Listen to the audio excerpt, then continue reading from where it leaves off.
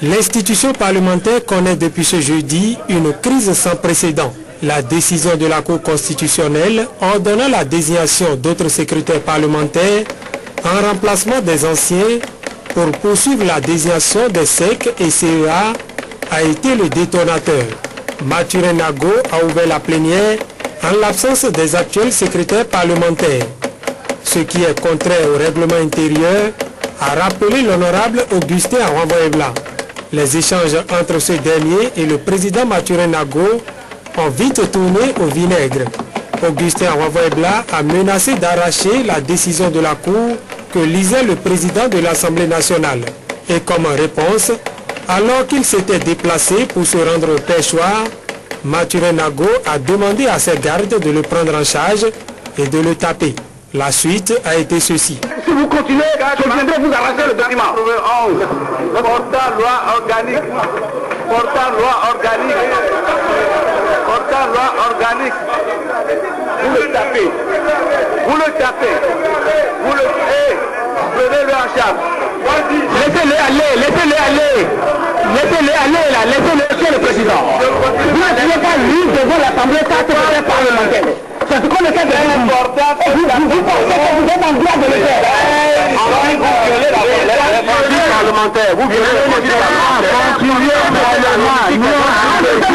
inacceptable. C'est totalement inacceptable. Vous violez la franchise parlementaire, monsieur le président. Et vous envoyez des militaires pour tabasser les députés. Vous envoyez des militaires pour tabasser vos députés. En plein séance, vous allez l'assumer.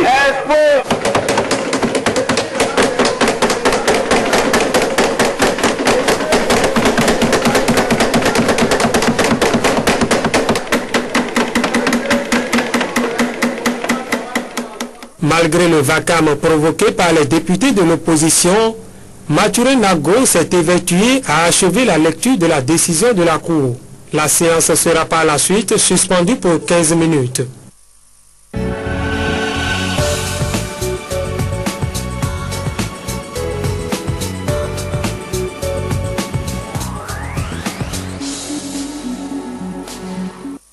De violation de test en violation de test, alors que nous savons très bien que cette campagne doit démarrer, que la liste électorale doit être déposée au moins 2 mois avant le début de la campagne. Cette liste n'est pas disponible jusqu'à aujourd'hui et la Cour constitutionnelle, qui s'est demandé de remplacer des secrétaires parlementaires, n'a pas pu dire qu'il n'était pas question d'organiser des élections sans liste électorale, sans carte d'électeurs, sans l'installation des structures devant régir la campagne, et ainsi de suite.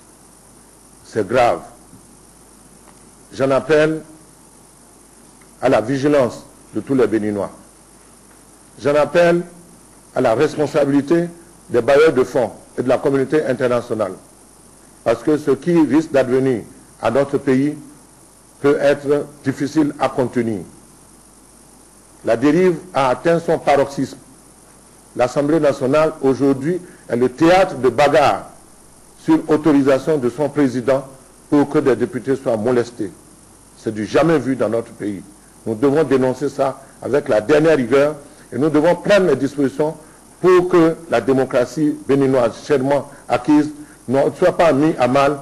J'ai pris la cassette, l'enregistrement audio de ce qui s'est passé et j'ai entendu Nago dire « frappez-le ». Prenez-le en charge, frappez-le. Et les militaires ont porté la main sur un de nos collègues qui me disait que ceci, Monsieur le Président, vous ne pouvez pas par vous-même lire d'où vous êtes au podium. Sans secrétaire parlementaire, vous ne pouvez pas lire vous-même. Ce n'est que la loi que notre collègue demande à notre président de respecter. Mais je sais qu'il y a longtemps que Nago ne respecte plus la Constitution. Et il va falloir qu'il dise tout à l'heure ou je ne sais pas quand nous allons rentrer, d'abattre un certain nombre de députés, dont moi. Sinon, il ne fera pas ce qu'il veut faire. Je vous remercie.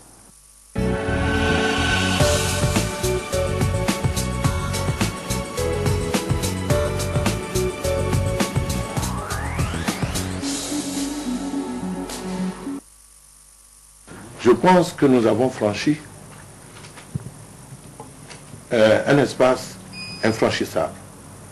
Nous avons fait un peu trop. Et nous voulons vous tenir informés de ce que nous pensons. Et de vous dire que nous restons attentifs à l'évolution de la situation pour que jamais dans notre Parlement une telle chose ne se reproduise. Nous sommes venus vous dire toute notre amertume.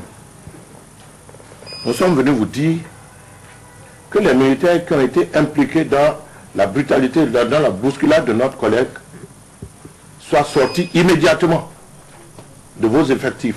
Nous sommes venus vous dire de manière très forte que si le pays s'embrase, c'est donc votre responsabilité, colonel Adjaro, parce que vous n'avez pas su contrôler vos hommes. Les franchises parlementaires ont été violées.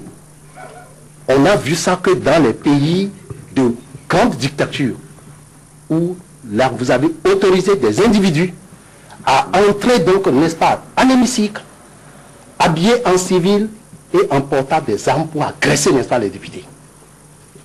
Nous sommes venus vous dire de manière souple, mais ferme, que chaque député est une force politique.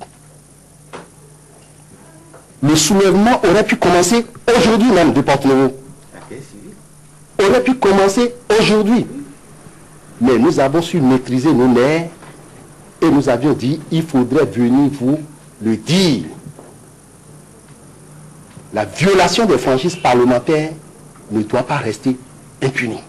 Aucun militaire, quel qu'il soit, puisque si vous le dites, je suis désolé, sortez les pauvres. Puisque moi, je n'ai instruit aucun militaire par rapport au comportement des... Je n'ai jamais demandé à un militaire de porter la main sur un député, quel qu'il soit. Et aucun militaire ici ne portera la main sur un député, quel qu'il soit. Alors, si le pays est embrasé, ce sera le fait des politiques, tout bords confondus. Je suis désolé. Si vous embrasez le pays, ce sera le fait des politiques, toutes tendances confondues. Je suis désolé, ne dites pas que le colonel Adjaro emporterait la responsabilité. Je ne porterai la responsabilité de quoi que ce soit. Et les politiciens du Bénin, tous bords confondus, emporteront la responsabilité. Mais je dis, et je réitère, aucun ordre n'a été donné à un militaire, quel qu'il soit, pour porter la main sur un député. Vous êtes libre de vous exprimer comme vous voulez. On est en démocratie et je crois que quand on est démocrate, on respecte l'un des principes fondamentaux de la démocratie, c'est l'expression. Mais dans l'hémicycle, nous avons le devoir de protéger tout le monde ensemble et de protéger en particulier le président de l'Assemblée nationale, l'intégrité physique du président de l'Assemblée nationale. S'il y a agression ou on vient attenter à sa vie, nous avons le devoir de l'exfiltrer. Donc ne nous empêchez pas de le protéger.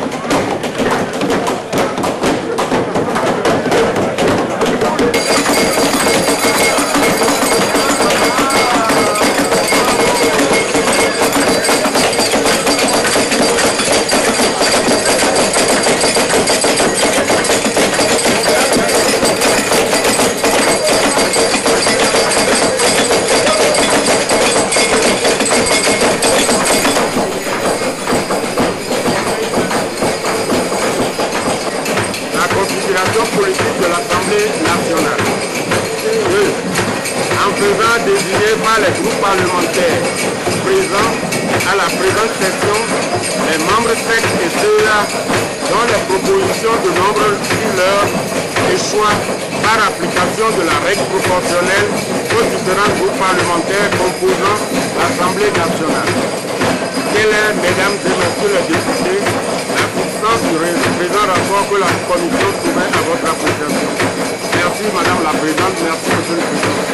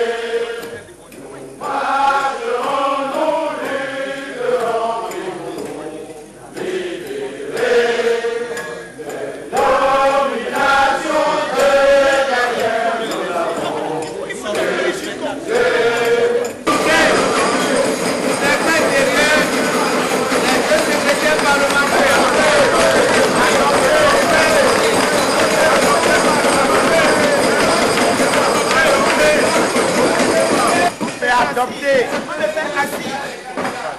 Vous le faites assis.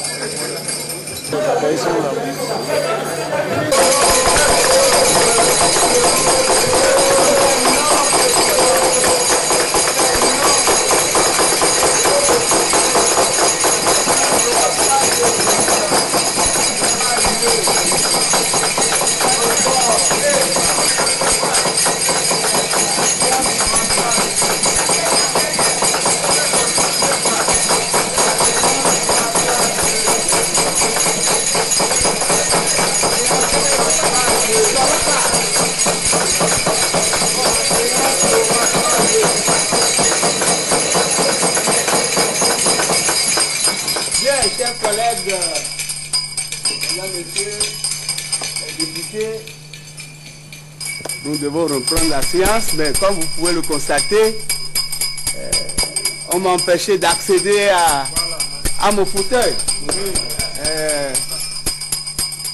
Je suppose que c'est pour nous empêcher de travailler. Tout à fait, monsieur le président. C'est pour nous empêcher de travailler, de mettre en œuvre, c'est pour nous empêcher de mettre en œuvre. Il n'y a pas de micro, on va prendre le micro. Le micro n'est pas...